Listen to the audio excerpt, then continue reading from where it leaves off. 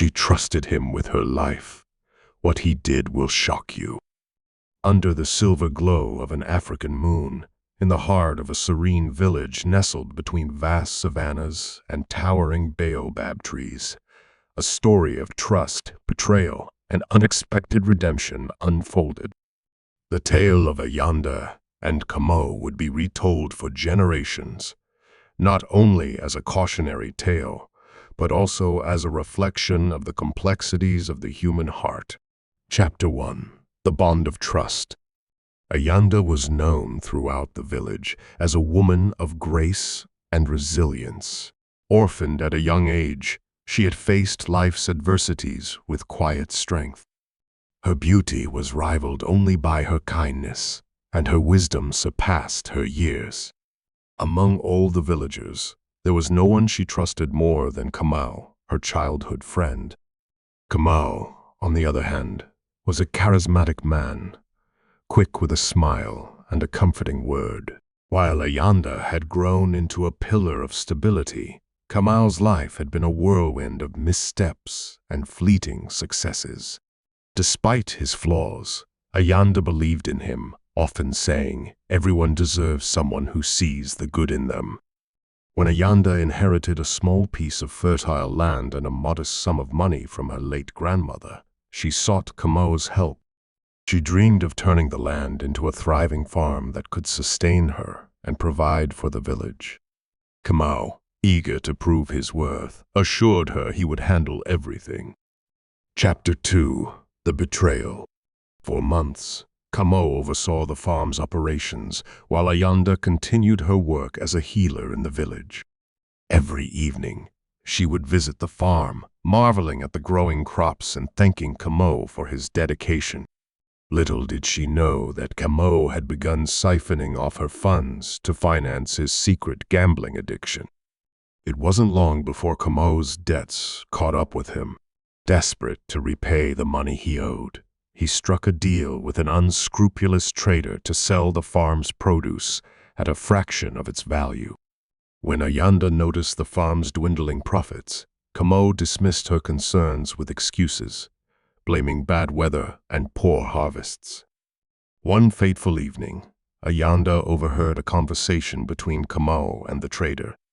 Hidden behind the tall maize stalks, she listened as Kwame negotiated the sale of her land itself. Her heart shattered into pieces. The man she had trusted with her life was about to strip her of everything. Chapter 3. Confrontation under the moonlight. That night, Ayanda confronted Kwame under the same moonlit sky that had witnessed their shared laughter and promises. "Why, Kwame? Why would you betray me like this?" she asked, her voice trembling with a mix of anger and heartbreak. Kwame couldn't meet her gaze.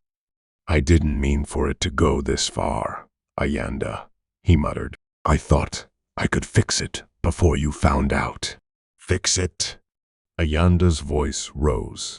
"You didn't just steal my money, Kwame. You stole my trust, my dreams. You've turned my hope into ashes." Kwame fell to his knees, tears streaming down his face. "I was weak. I was foolish. But I never wanted to hurt you. Please, give me a chance to make it right." Chapter 4. The Unlikely Redemption. Despite her pain, Ayanda couldn't ignore the sincerity in Kamao's plea. She gave him one last chance, not because she believed in his ability to change, but because she believed in the power of redemption.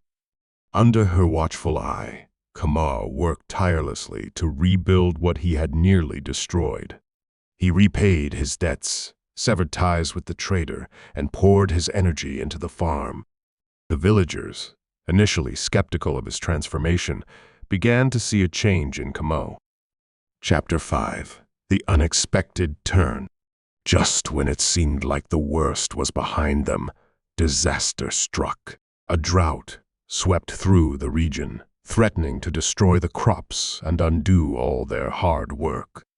Ayanda and Kwame were faced with an impossible choice: sell the remaining produce at a low price to survive, or hold out and risk losing everything.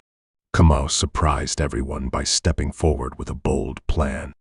He proposed using the last of their resources to build a small irrigation system, something the village had never attempted before. We can't control the rains, but we can control how we respond. Inspired by his determination, the villagers rallied behind them. Together, they built the system, saving the crops and ensuring the farm's survival. Chapter 6: A Legacy Forged in Trust. In the end, Ayanda's faith in Kamo was not misplaced. He had faltered, but he had also risen above his mistakes to become a man worthy of her trust. The farm not only thrived, but became a model for the region, teaching others the importance of resilience and community. Kamau spent the rest of his life repaying Ayanda not just in deeds, but in unwavering loyalty. Their bond, once fractured, became stronger than ever, a testament to the power of forgiveness and the human capacity for change. Trust is a fragile yet powerful bond. While betrayal can break it, redemption and forgiveness can mend it.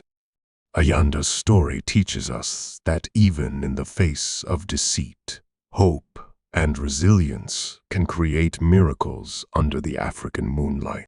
Final chapter: The Hyena's Lesson.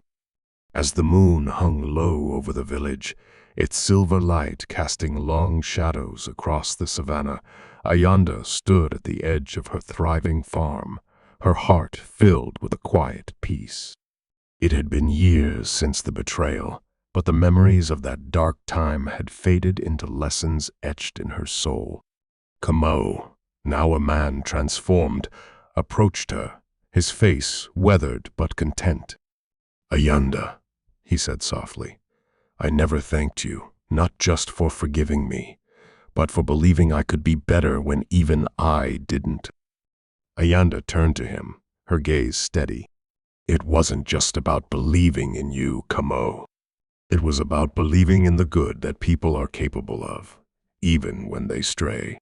But you proved that trust can be rebuilt, one honest act at a time."